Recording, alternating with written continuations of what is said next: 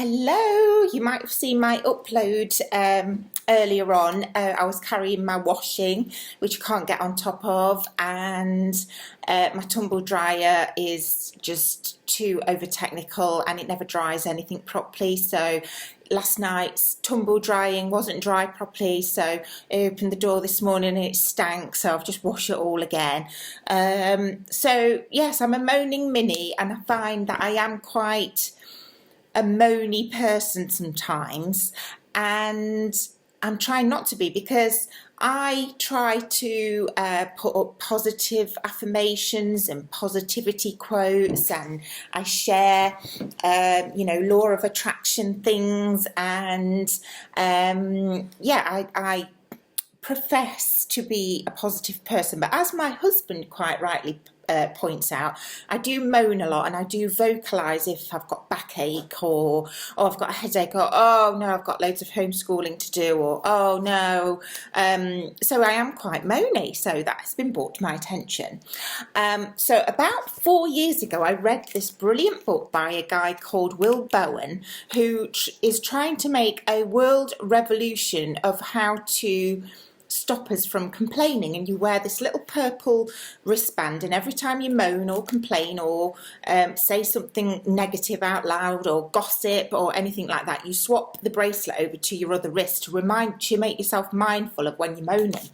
So I tried this, and it really, really was quite scary, because it made me realise how much I do moan. I can't keep it to myself. If something's making me unhappy or something has annoyed me, I just have to tell people. So, very good book, and it caused me to dig a bit further as to why we moan. So, moan stroke complain. There's 5 main reasons why we moan and complain, and I've realised what mine are. So mine are, so they use an anagram called GRIPE, G-R-I-P-E. So mine are to get attention. So I moan to my husband to, like, help me, I need attention. I'm moaning about this tumble dryer because I think we need a new one. It's absolutely rubbish. It doesn't dry the washing properly.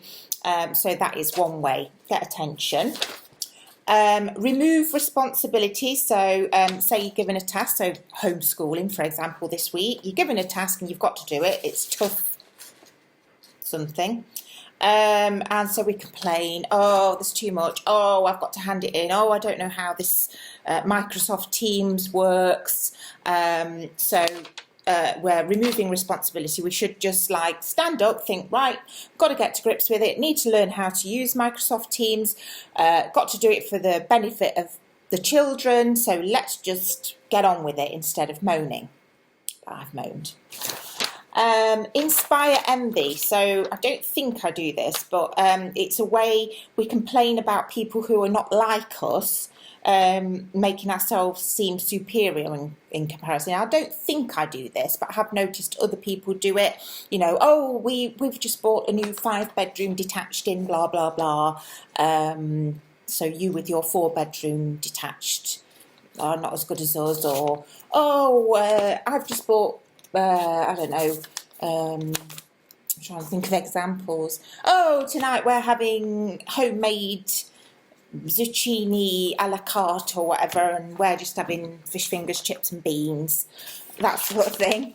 So inspire envy. So that's the I in GRIPE. The P is power. So people can complain to build alliances. So maybe if you're at work and you're like, oh, Sally didn't finish that task, so I've done it, that sort of thing. So I don't think I ever did that when I was working with others, because at the moment I'm self-employed, so I can only moan about myself at work. To excuse poor performance. That's the E, excuse poor performance. I probably do that, yeah. So using the tumble dryer as an example, I'm blaming the tumble dryer because the washing was still damp in there last night, so it's like got that fusty smell. So I've taken it out this morning, chucked it on the floor, chucked it back in the washing machine, and thought, oh, that's an extra load of washing I could do without. But actually, if I'd have checked before I went to bed last night that was dry, or emptied it out, it might not have been damp. So actually that was excusing my poor performance. I perhaps should have checked that it wasn't dry and switched it back on again, or you know, taken it out and re-washed it, or, you know, taken it out and hung it on the radiators or whatever. So that could have been, you know, an excusing poor performance. So these are all things that we possibly could get rid of and just get on with it. So instead of complaining about it this morning, so I probably spent, well, I did a video that was like a 1-minute video that I uploaded, and then I huffed and I puffed a bit and dragged it all out and felt a bit grouchy about it. If I'd have just thought, oh well, it's not dried properly, come on, get on with it, it just needs washing again. Look at how my body language is. So I sort of went, oh, stupid tumble dryer. Oh God, it's crap. Oh, let's get rid of it and get a new one. Oh, need to spend more money. Blah, blah, blah. Instead of thinking, oh well, it's not washed it, it's not dried it properly. Let's just get it out and wash it again. See how that's like two different people. So how the complaining really drags your energy and your mood and everything down. So I'll be writing my blog at www.nursesarahbarker.com about this. So if you want to know more and you want a link to the Will Bowen book, which I mentioned, which another complaint, it's not on audiobook, so I've literally got to find time to read it. But hey ho, that's good. I need some me time to sit down and read. So hopefully you found that interesting. If you moan and complain, gripe in the comments. I don't mind. Let's see if we can get over this and get some more. Oh, hello there. Get some more positive energy together. I'll moan at you in a minute for getting your dog hairs everywhere, but oh, you're so beautiful. So enjoy your day, folks. And yes, if you do want to moan, have a moan to me, and let's categorise it. Let's find out which of that gripe it falls into. Have a good day.